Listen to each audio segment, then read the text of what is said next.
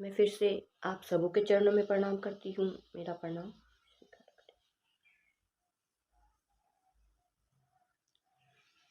और आइए हम लोग फिर से चलते हैं अनमिलाखंड में और सुनते हैं हम लोगों ने कल जहाँ तक सुना, आज चलते हैं उसके आगे।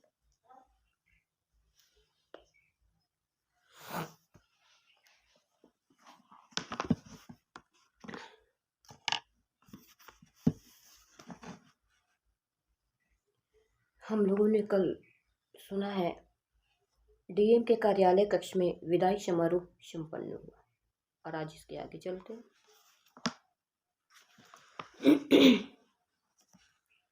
नीलम कुछ लोगों की मदद से सामान बांधने लगी थी। शाम में आए लोगों से साहब ने कहा, भोला, आप और जगन्नाथ दो दो और गुरु भाई को लेकर ट्रक के से सामान लेकर पटना चले जाइए। बाबूजी का आवास महेंद्रू के पास है, हम लोग ट्रेन से आएंगे। चावल पर संवाद आना अब कम हो चुका था। पूजा घर में अब कोई कुछ पूछता भी तो उत्तर आता कि हरिंद्र से पूछ लो।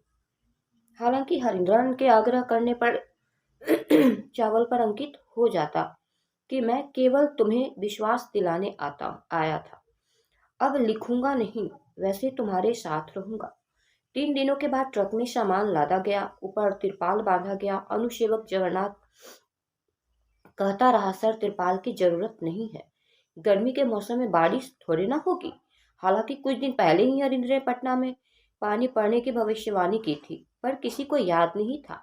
यहाँ तक कि साहब और दीदी को भी याद नहीं रहा। एक सरकारी कागज देते हुए इन्होंने कहा कि यह परमिट है, रास्ते में कोई रोके तो दिखा देना, कोई असुविधा नहीं होगी।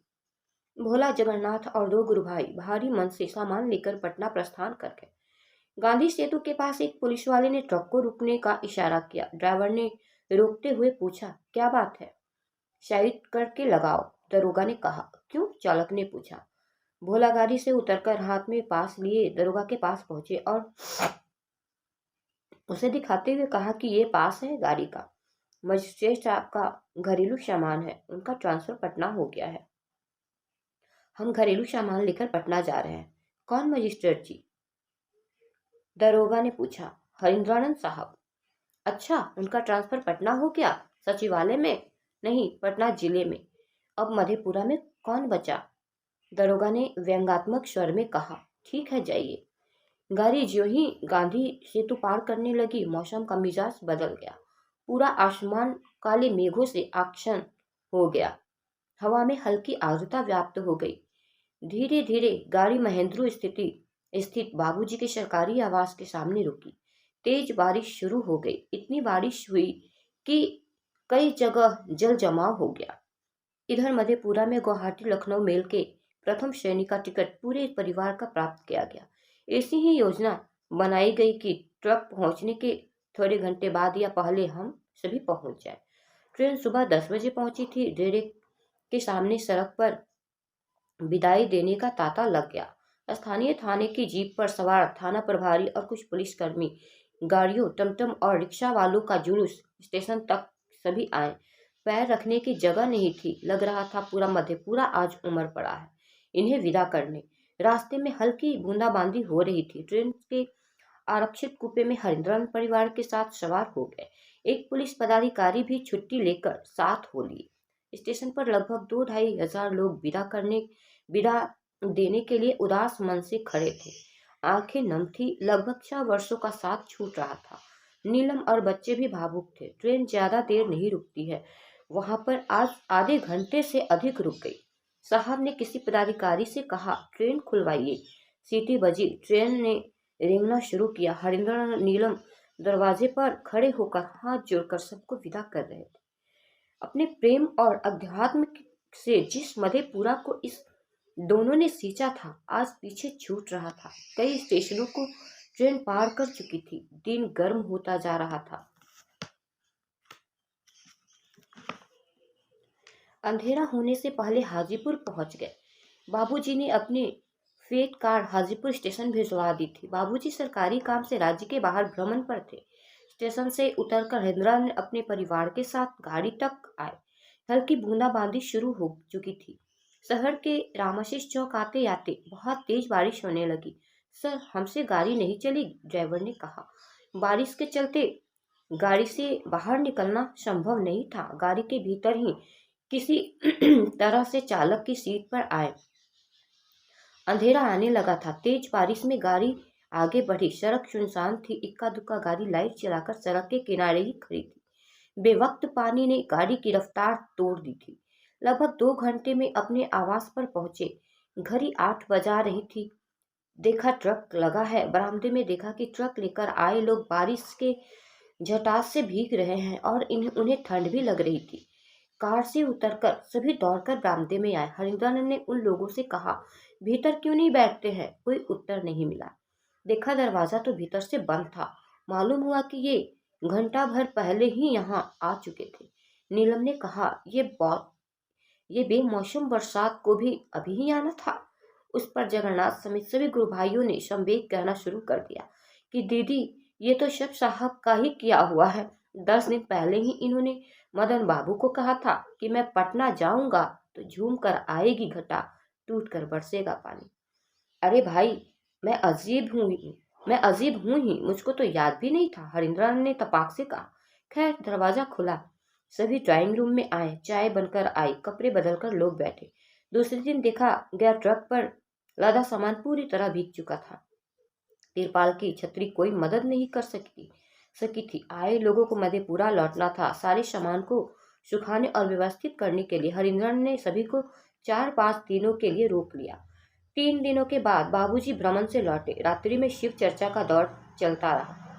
बाबूजी ने हालचाल पूछा और कहा, मैंने तो मना किया था कि पटना अभी मत आइए, बहुत गर्मी है, पर वे किसी की सुनते तो है नहीं। जब देखो तो अपने मन की करते हैं।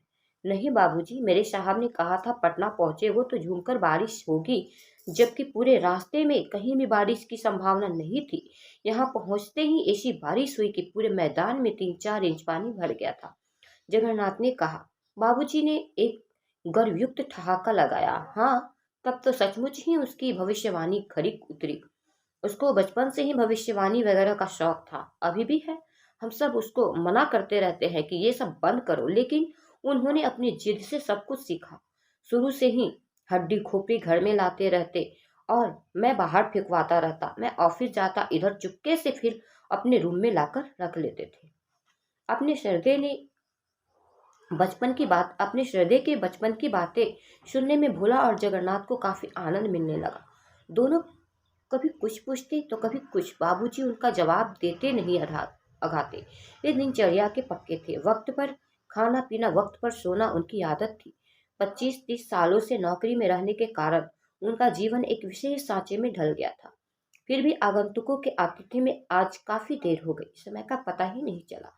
रात के 10 बजने वाले थे। माँ बार बार आती और इन्हें गपशप करते देख वापस लौट जाती।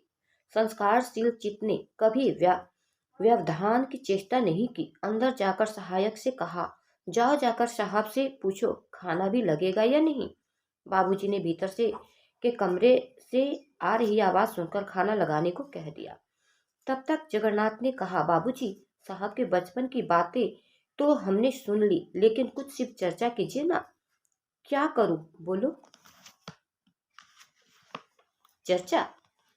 तब से क्या कर रहे थे? मेरा मतलब है सिर्फ चर्चा। चर्चा तो मैं करता नहीं, लेकिन अगर और कुछ जानना चाहते हो तो मैं बता सकता हूँ। तो बताइए ना फिर क्षण भर रुक कर बोले, आपने तो रामचरितमानस को विस्तार से पढ़ा है। साहब से कई बार सुना है कि मानस आपको कंठस्थ है। उसमें शिव की परिकल्पना कैसी है? हाँ, मैंने मानस को कई बार पढ़ा है। मुझे यह काव्य बहुत पसंद है। उसमें भगवान शिव का चित्रण किस रूप में हुआ है? ईश्वर और गुरु दोनों रूपों में, बाबूजी ने कहा। तो क्या तुलसीदास मानते हैं कि शिव गुरु है? कौन नहीं मानता कि शिव गुरु है? शिव तो गुरु है ही। गुरु का मूल रूप में अर्थ ही होता है शिव। तुम त्रिभुवन गुरु वेद वखाना, गोस्वामी जी ने ही कहा है ना।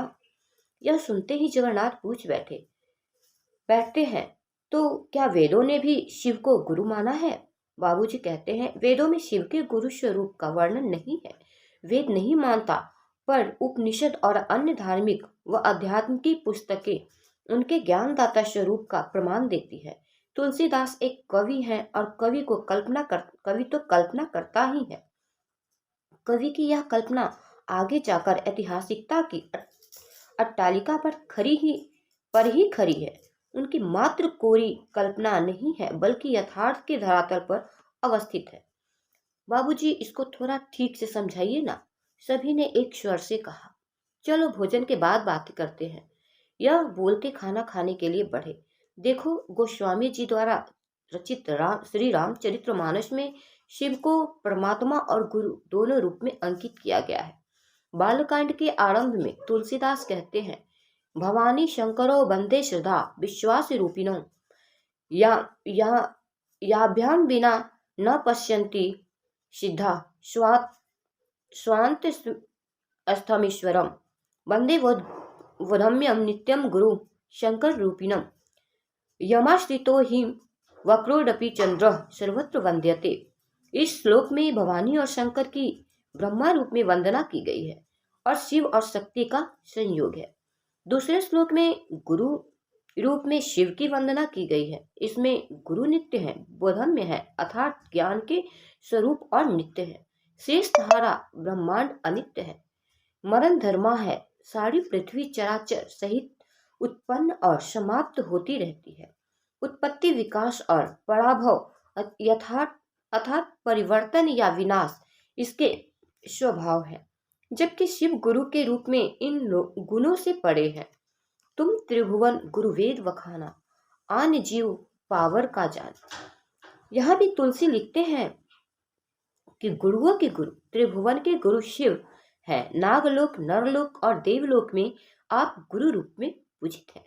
माँ पार्वती के मुख से स्पष्ट किया गया है कि मेरे शिव सर्वसमर्थ है, सर्वज्ञ है, सभी कलाओं और गुणों के धाम है, योग धाम और वैराग्य की खान है। गुरु रूप में उनका शिष्य बनकर उनसे कुछ भी प्राप्त किया जा सकता है।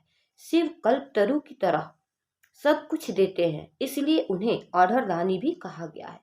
वे शिवत्व में शिष्य को समाविष्ट एवं स्थापित कर देने की दया करते हैं। शिव गुरु से दया की याचना करना शिष्यों का प्रथम, सर्वोत्तम एवं आवश्यक कार्य है। तो आज हम लोग यहीं तक रहने देते हैं।